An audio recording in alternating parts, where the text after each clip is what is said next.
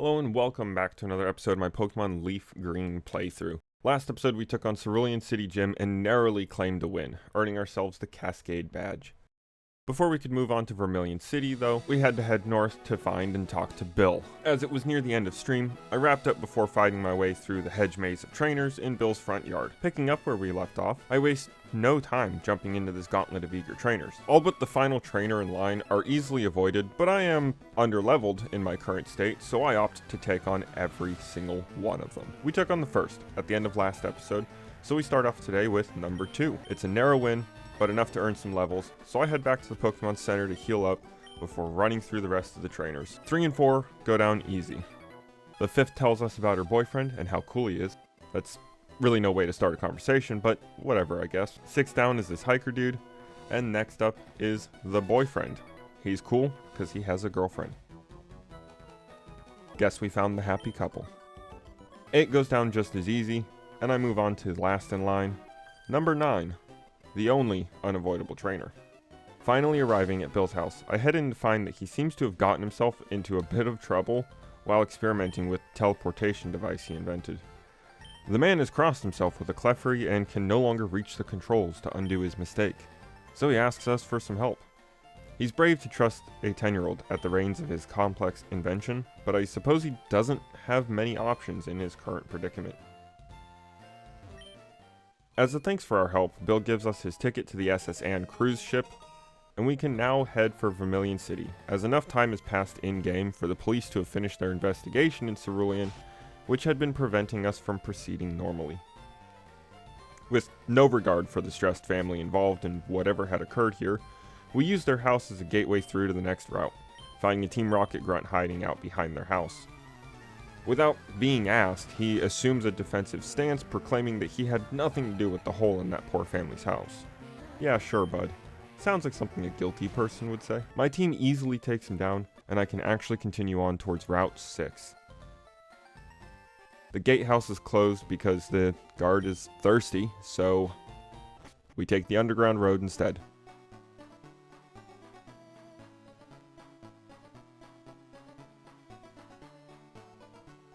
Finally, on Route 6, it's time to fight all the trainers and grind some levels, so I don't just get decimated in Vermillion City. Most of my team at this point was sitting around levels 10 to 16, with the sole exception being Basil at about level 23, while most of the trainers on this route were sitting at about level 20. Obviously, this is a problem. Not for long though. The massive level discrepancy rockets my team up to around about just barely subpar by the end of the route, and I spend a few extra minutes running about trying to catch a Bellsprout and do some XP grinding. Chat names our new female Bellsprout Throat Goat, and we send her to the PC box. As much as I do like Victory Bell, I don't really have a need for a second grass poison combo on my team, so we unfortunately might not make much use of her in this playthrough, but hey, at least chat got to give her an award-winning meme name. Now in Vermillion City, I make my way meanderingly to the SS Anne, where I will systematically face down every single trainer I can aboard the boat, being careful to pick up every item I find. We're going to do a quick montage, but I'm not layering footage like I did last episode. Having 16 clips in frame simultaneously nearly crashed my computer. Not going to happen. Anyway, here's the first floor and the lower deck.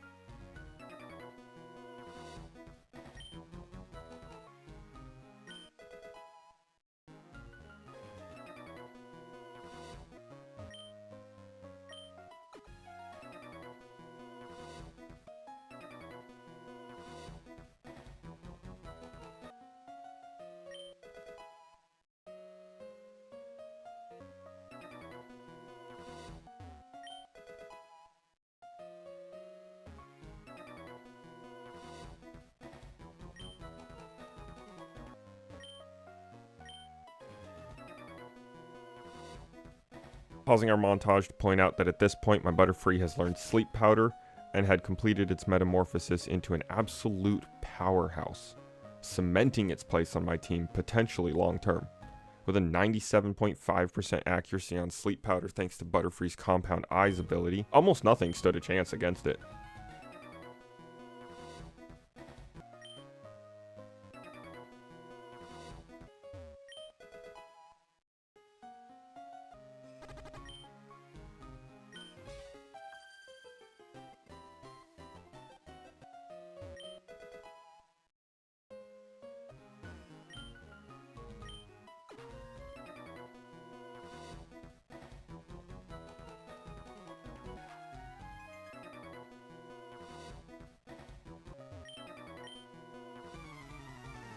Here at the end of the second floor, it's now time to face off against our rival. Blue promptly kicks my ass, but I managed to get a few levels off him between Butterfree and Rattata. So thanks to him, we will now be able to beat him in the rematch.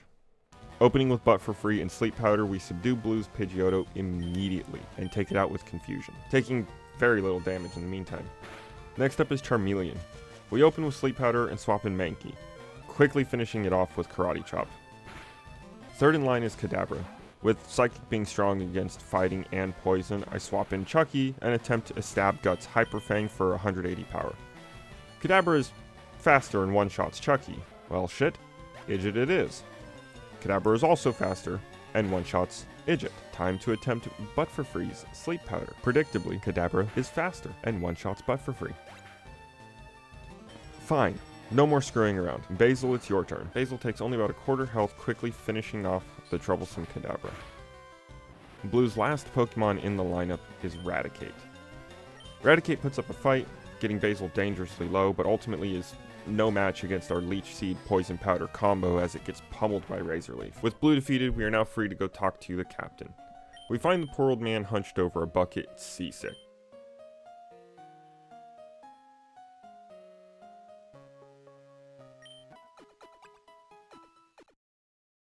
After patting his back while he pukes, he gives us the HM cut, and I can now get into Vermillion City Gym. As soon as we get off the boat, it closes up boarding and sails off. Well, bye I guess. I was kind of hoping to see where it would take me. Oh well, I have a journey to continue.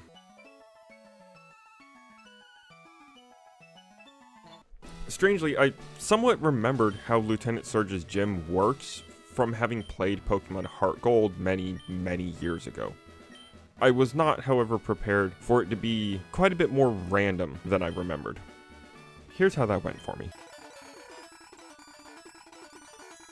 I've checked every single one of these.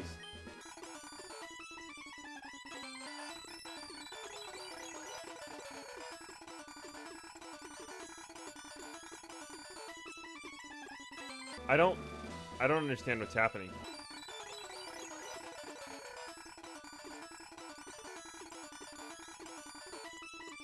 Are they moving?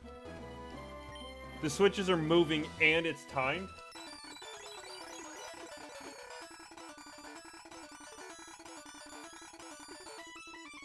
Oh my god, bro. How are you supposed to know where is the second one? Anyone in particular?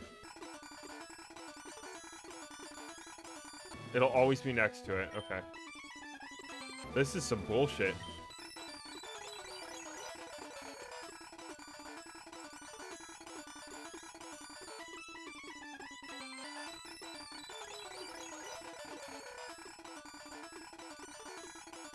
Yeah, how are you supposed to figure it out? Is this like it's completely random which one it's in? So like it can be any of these 8 around this one?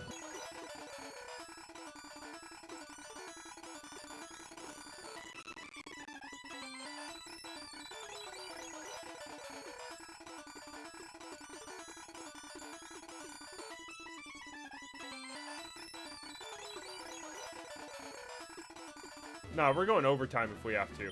This is bullshit. Alright. So this is the first one. I'm looking at the beams. I don't understand how looking at the beams is supposed to help.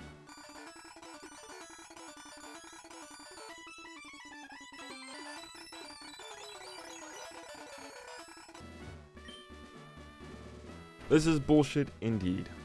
I hope as you watched that you could hear the Benny Hill theme as I ran about in circles.